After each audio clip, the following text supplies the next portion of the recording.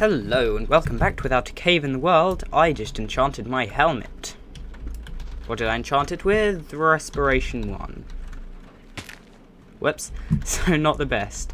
We are heading against the sun, but we don't have an ender pearl, so that's kind of a bummer. So I guess we'll have to sort that out. So, what can we talk about today? I guess I've got a topic in mind. Today was Isaac Brock Day in Guernsey. Isaac Brock, if you don't know, quote unquote, saved Canada. He was the Guernseyman who saved Canada from becoming Canada becoming American land. We had one of Isaac Brock's distant relatives. Well, not really distant. It's like first cousin's sixth remove. So actually, yeah, it is quite distant. We had one of his relatives come in to talk to us about him and tell us all his amazing endeavours. So it was actually very interesting. I'll tell you the favourite story he told us of how he won, or how he captured Fort Detroit, which was just a fort with a bunch of houses around it back then, not the amazing place it is today. So basically, Fort Detroit had 2,500 people, with 1,500 reinforcements, which would arrive within 2-3 days. Mr. Brock had about 700 redcoats, these were the military-hardened, battle-hardened British soldiers that people were, I say afraid of, but I can't really know that. So he had these redcoats that people were, oh no, redcoats, what should we do with these redcoats? He had 500 farmers, but these farmers had been trained in battle combat and stuff because he recognized that he didn't have enough troops if Canada was ever invaded by the Americans, and the Americans definitely wanted to invade. So what he did is he trained these people. They had to go once a month for training, like if you're in the British people will know, if you're in the territorial army, it's like that, but it was necessary for everyone. I've forgotten the word. It starts with the C. I can't remember, and I'm just going to stop thinking about it. So he had these soldiers. Not really soldiers, more people. Just normal people who he basically wanted soldiers who were farmers on and off. That's really cool. So, and then he had these 700 or so Indians, Native Americans, sorry. So what he did was he found out that our good friend General Hall, I think his name was, who was the head officer in the Fort Detroit, he found out that he was terrified of Native Americans. Absolutely terrified. Could not stand them in the slightest. So I should say how he found that out. Basically, the Detroit River, as it was called at the time, I'm not sure if it's still called that now, ran from Fort Detroit to where Mr. Hall's, General Hall's, whatever Hall's, where his superiors were. So, he sent a boat containing a chest with all of his battle plans, all of his soldiers' numbers, recruits, deaths, all the most sensitive documents he could have, and he sent them along this river. The problem with his fantastic plan was that the Americans only controlled one half of the river. I think at this point you can pretty much guess that our good friend Mr. Brock captured the most sensitive documents America had at the time, or that most sensitive that America had relative to Mr. Brock's campaign. He captured them and found out all the numbers in Detroit, found out that there were 1,500 men coming in. Well, that was disappointing. Yeah. He found out there were these 1,500 men coming in as, well, I've forgotten the word for that as well. Reinforcements, that's the one. He found out that there were all these people coming in as reinforcements. So what did he decide to do? He decided to trick our good General Hall. I think Hall was his name, don't hold me to that. And he tricked him very, very cleverly. What he did, it's a very small jungle biome, he took all his redcoats and made them take off their coats. So what they were wearing were the just standard British issue suspenders and red shirts. He gave the coats to the farmers. So when Mr. Hall looked out with his telescope over the impending force, what he saw first was these 1,000 or 700 so redcoats, and then as he spanned, he saw what appeared to be another like 500, 700 redcoats, and that is a force to be reckoned with. As I mentioned earlier, these are the guys, they're trained in the art of finding desert jungle temples. These guys are trained, these guys are hard, these guys know what they're doing. Let's just put that story on hold for a sec while I loot this place for all it's got. I believe the room's here, isn't it?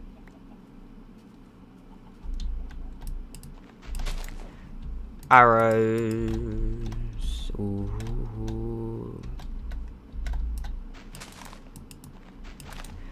More arrows. Ooh. Gold and bones. Gold and bones. Don't really need gold, but whatever. Okay. Where's our secret room?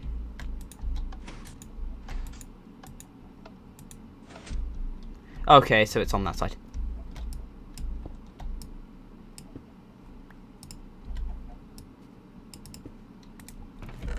More gold. Not a great haul. So he took all these. Where are we going? This is where we were going. He took all these farmers, gave them red coats, made them look all tough, scary. So Robert Hall would think, that's a lot of people. That's a lot of people I do have no wish to fight. So after this happens,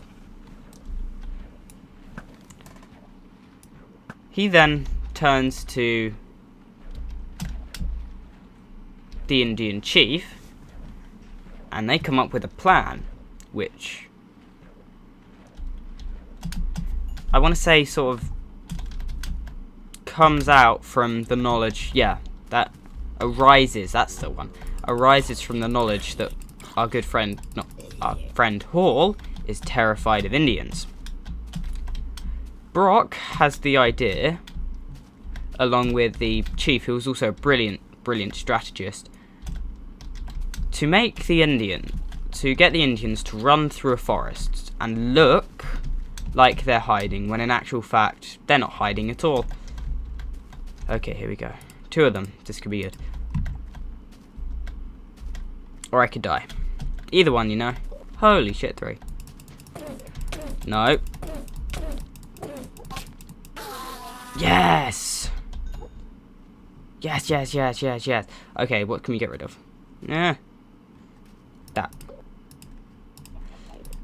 Right, so he has this brilliant idea to take all of these guys. Oh, damn it.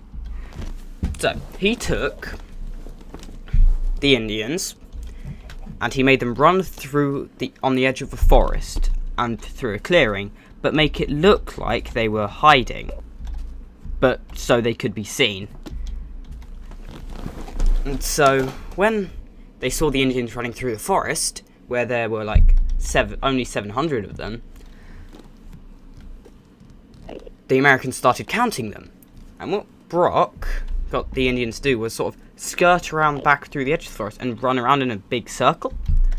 So when, in actual fact, there were only 700, to our friend Hall, it looked like there were these 700 or so Indians. No, there were some. It looked like there were about 3,000 Indians.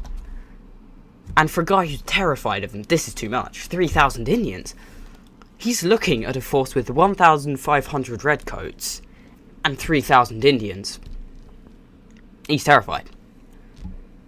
So, and then Brock, being the kind man that he is, sends him a letter saying, "Terribly sorry, old chap, but it seems we're most desperately outnumbering you." Ah well, that plan's gone then. It seems we're outnumbering you to the dozen. To the dozen? What? It seems we're so badly out. Oh, it seems we're really badly outnumbering you. And, I mean, I've got all these Indians. They're not under my control. They sort of just tagged along while we were coming. There's nothing I can do about them. They're not my problem. They're not our problem. And so he says, and then Brock says, this is the key bit, he says, "I won't be able to control the Indians." We're getting closer. "I won't be able to control the Indians if they attack us. If we breach and get in, there is no way that I will be able to control the Indians and stop them from raping your women and pillaging everything. It's out of my hands." Bloody hell. That was close. There's no way I'll be able to stop this from happening.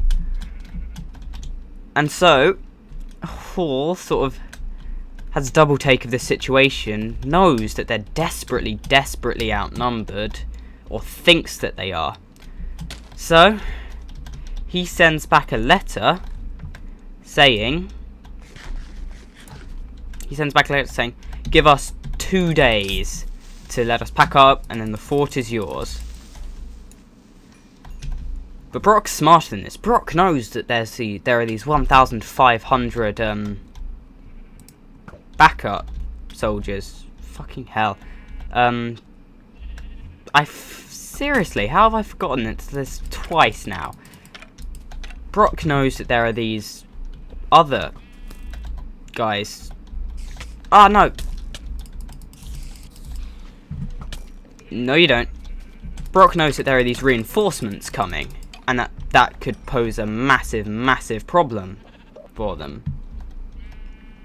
So what he says is, "I'll give you 2 hours." And sure enough, an hour and a half, 2 hours later, our poor general is standing at the door. Not really a door, at the gate, holding his sword, saying, "Jolly good show, have a fort." And yeah, he's suddenly taken this fort through nothing. He has not done anything to take this, and suddenly it's his. And so once they're inside, once they've packed up, brilliant bit, Hall, instead of saying to the reinforcements, go get help, you know, we've been taken by this massive British force, instead he decides it would be a good idea to instead say, we surrender you too. So suddenly, the British are taking about 4,500 American prisoners of war. And obviously once they're inside, Brock says, "I'm sorry, mate, I think I have to come clean with you." And shouts, "Oh, come out from the woods, guys." Shouts to the Indians, "Oh, come off, take your coats off." And suddenly Hall sees 700 Indians and this paltry force of 700 redcoats. He's shamed. He's just completely shamed. There's nothing... He acted on what he thought, but what he thought was wrong. And that's a big problem. So once our good General Hall, after he gets released as a prisoner of war, he, the only thing saving him from being killed for his crime of just being a complete pussy was the fact that he was a key part in the Revolutionary War, and that was the only thing that saved his life. There is a skeleton shooting at me. I'm aware. Where are you bugger? There you are. Ah, no, which way was I heading? Away from that, this way.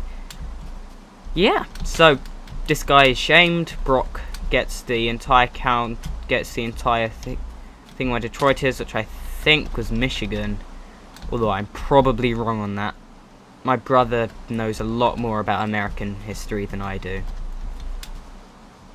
Not more Canadian, but he'd know that what Detroit and stuff, and yeah. So yeah, that's pretty much it. And I could tell you the story of Brock's death, and I think I might actually. Yeah, I think I will. So, the next part of our story takes place in Queenston. I think I'm getting that wrong. I know I'm getting that wrong. Oh, God.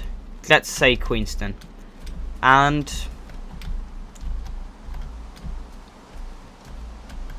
Brock finds these... blah, blah, blah, blah, blah, blah, blah. Can't talk. Brock finds out that there were these American vessels that were trying to go across the Niagara River and get across, but the tide was too strong. They were beaten back and they just were swept downstream. And obviously his forward scouts and people, they were all like, Brock, yeah, that's happening. There are people and they're trying to attack Queenston. And Brock thinks, Brock, being this person who knows all, says to himself, it's only a ruse, pay no attention to it. They want to attack where we are. He's at Fort Grey at this point. So he pays no mind to it, and just thinks, send 40 men. Send 40 men to keep it under guards, but keep the majority of my force here.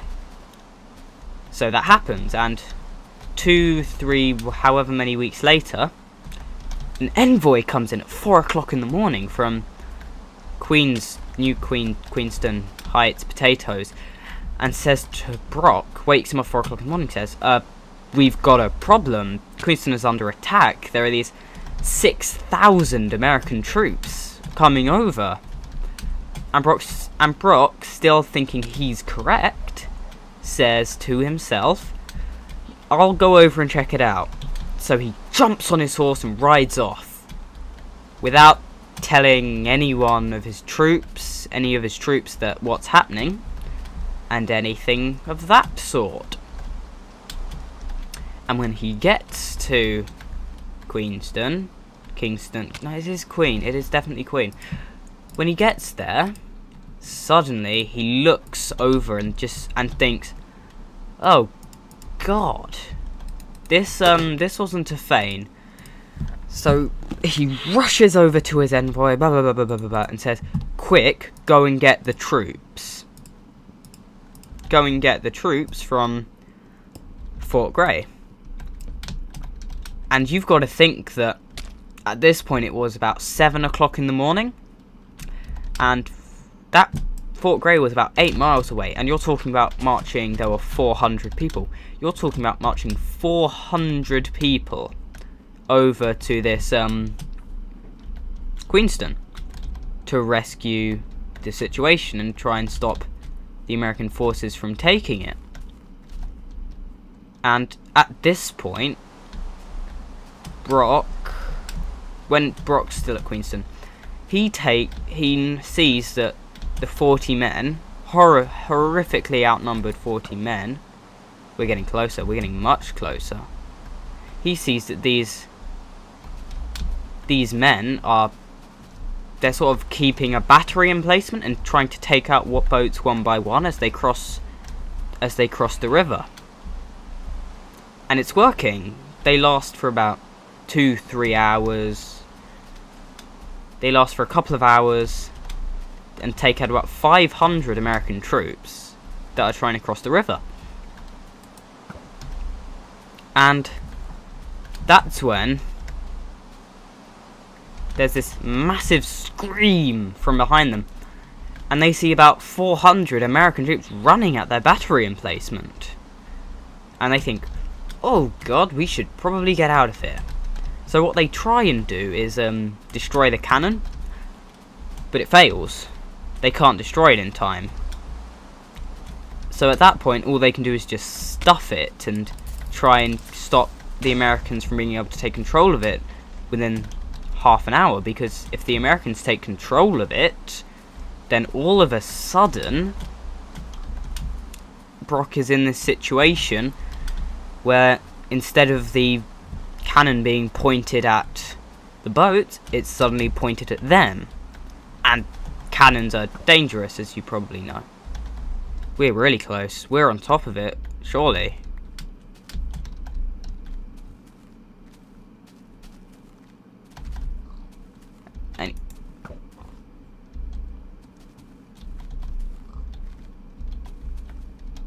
No!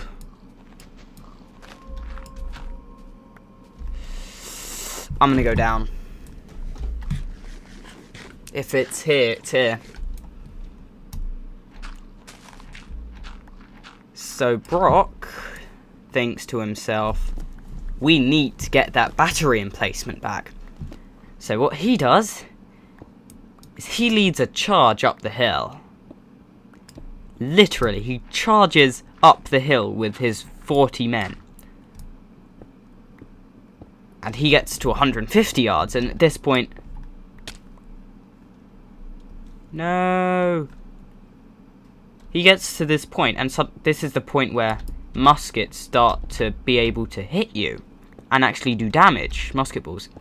So you've got these Kentucky guys, yeah, from Kentucky all the way up there in Canada, and you've got these guys suddenly firing at them. And a musket ball actually hits Brock in the hand. Blood everywhere. Oh my god. Oh my god!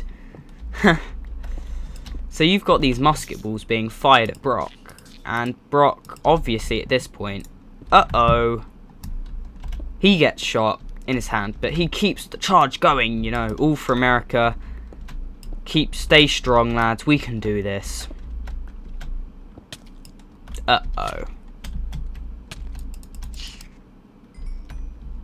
For America, boys.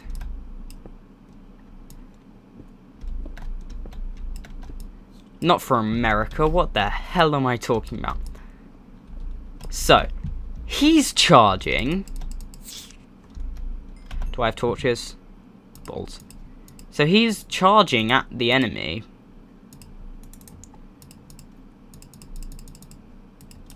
So he's charging at the enemy, being all Brocky and manly hoodie. Charge at the spawner. Oh fuck. So he's being all Brocky manly hoodie. And then he gets to within 60 yards. Are you kidding me? It's completely empty. So anyway, he gets to this point where he's at 60 yards. This is where if a musket ball hits you, you dead, sir. You are dead. And obviously there's this one guy who wants to ruin the party, hits Brock in the chest, KO. Brock, national hero, whatever you want to say, he's dead. And that's kind of an issue. So his second in command... Oh. His second in command looks at the situation. How do I play this? And he comes to this... Fucking hell!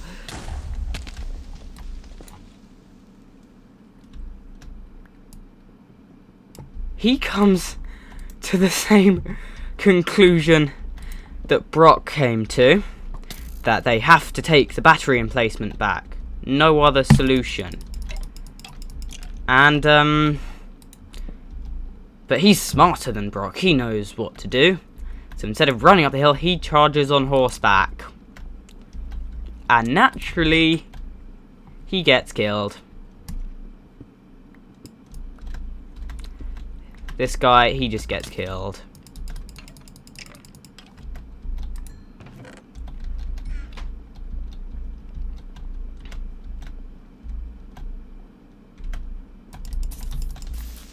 Ah. But fear not, because all hope is not lost. The Indians are here, and they've come from pretty much how the Americans got there, through this cave complex and system. I swear there's supposed to be 2 floors to the library. Oh well. Anyway, so he goes through this cave system. Fuck, what am I talking about? The Americans got there through a cliff path, so our good Indian friends, they decide to do the same thing and go through the same cliff path. Zombies. Okay, so they go through the cliff path, and suddenly the Americans are routed. Fall back, we're routed, fall back, you know, the Skyrim bit. And so what they do is they just lay musket fire. They lay musket fire on these guys. And you're talking, they're in the woods, they're making a lot of noise, nobody really knows how many of them there are. So it's all very scary at the time. Very Joker, terrifyingly scary. I came from there, didn't I? Yeah. So that's it. Yeah, and then so the Americans are pinned down at this point, and the battle sort of deadlocks. Don't you deadlock that chest. The battle deadlocks at this point, and it becomes a case of the Americans under fire, trying to stay alive. Thank you. Thank you. So it ends up with the Americans trying to stay alive, and this allows time for the British to come over and save the day, so to speak. That's the double-floored library. So, once again, well, not really once again, because it never really happened in the first place, but let's think about what I'm trying to say before I say it. Ooh, diamond. Have to make my ender chest soon.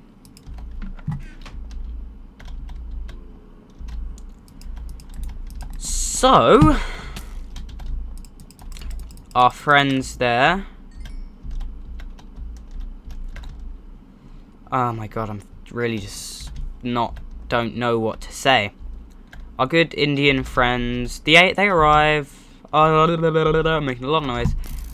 British arrive, and they get told of the situation, what's happened, but the general of this new British arrival of 400 redcoats, he thinks about the situation a little differently, and he realizes that yeah, running is not going to help us. We need to stop running up the hill.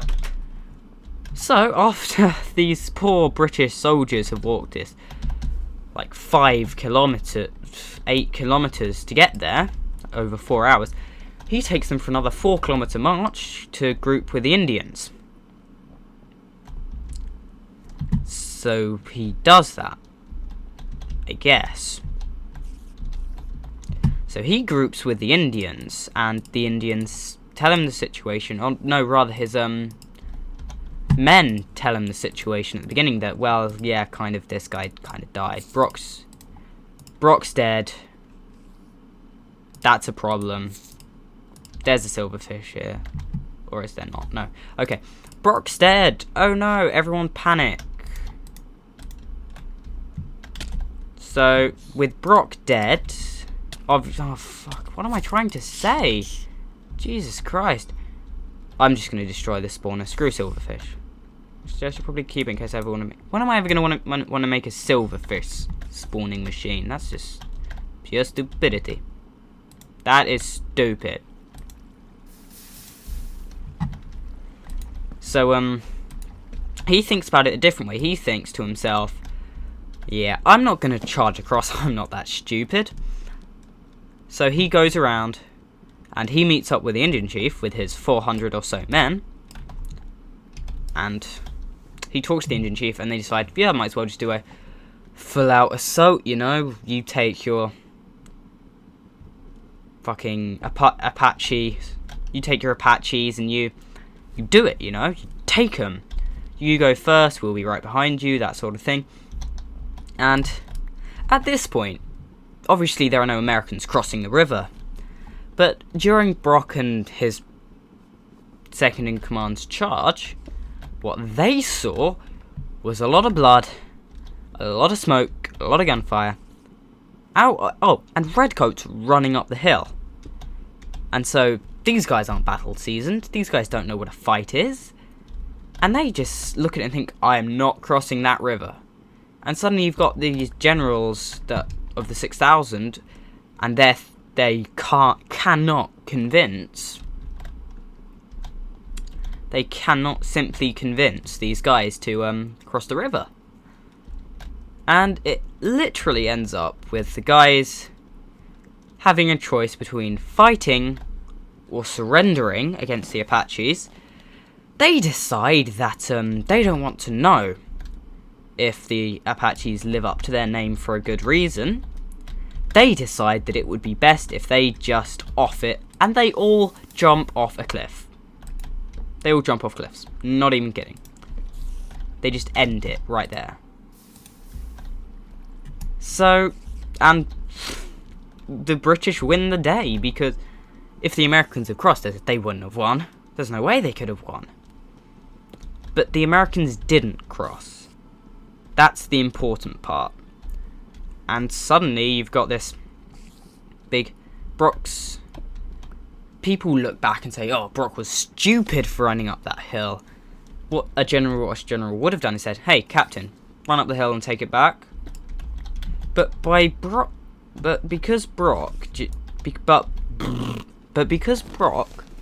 chose instead to lead his men up the hill and died in the process, he inspired his men. And that's why they did it a second time. And because of these inspired men, they won the day. And without Brock, historians pretty much agree that Canada would now just be a part of America. And that's... And yeah, that was the end of Brock's story. So,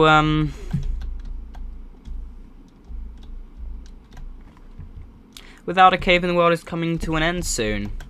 I think what I'm going to do is hunt the rest of the Endermen off camera, because that's going to be boring.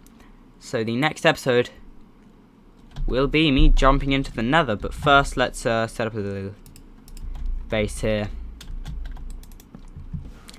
Oh, and by the way, this is the first legit... God damn it, I don't have any Ender Eyes. This is the first legit stronghold I've ever found. So thank you all very much for watching Without a Cave in the World. It's almost over, and then we'll turn it into a LP Let's Play series. We'll turn it into a Let's Play series and see what we can do with that. So, god damn it, I'm just looking for more chests so I can find one more Ender Eye. I can't have completely discovered this stronghold. There's no way. Without Brock, Canada would be the 51st state of America. And I mean, Canada's so useful, no one would want that, would they? Really? No, you wouldn't. This looks promising. So, yeah, that was, God damn it, another diamond. And more gold. That was the tale of a man named Isaac Brock. Save Canada from Guernsey, that's where I'm from, that's why I told the story, obviously.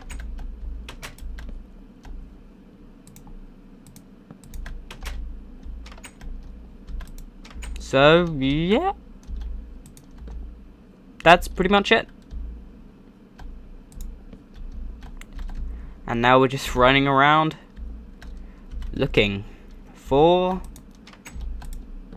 an Ender Eye. But instead I got some zombies. Uh-oh.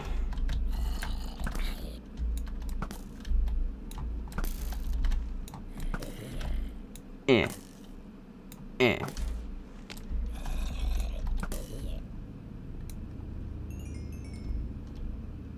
I'll make a diamond sword and enchant it. Sorry, very dark. This is what you missed. So, yeah. That's the story of Isaac Brock, Canada's hero from Guernsey. Little old Guernsey. Who would have guessed? Who would have guessed? God damn it. Seriously. No more Ender Eyes. Oh, wait. Oh. That's quite disappointing, actually. Nope. Oh. Oh, oh.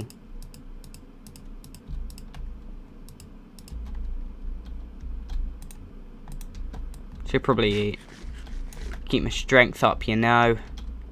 Seriously, I've already been hit.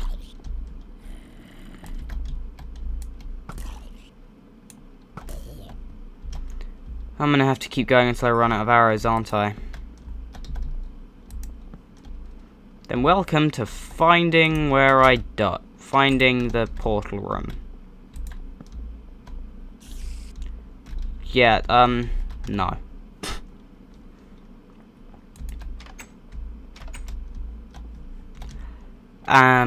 I think I'll just end it here then. So, I'm probably gonna save the game file in case I die while hunting Enderman, because I really like this world and don't want to end up with me just dying. And yeah, I know it's hardcore, but nah, I really want to finish this. I really, really want to finish this.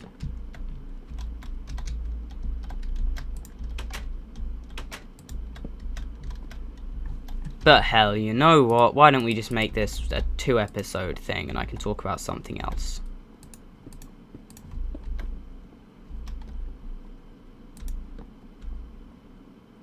Nothing here either? Screw you. Screw you.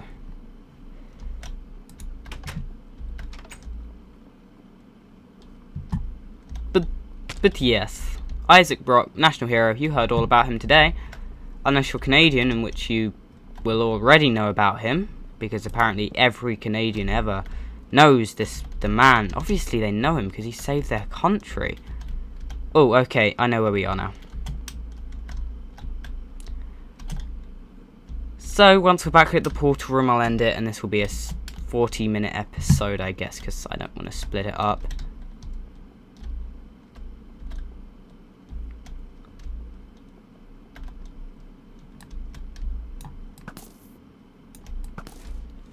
Perfect.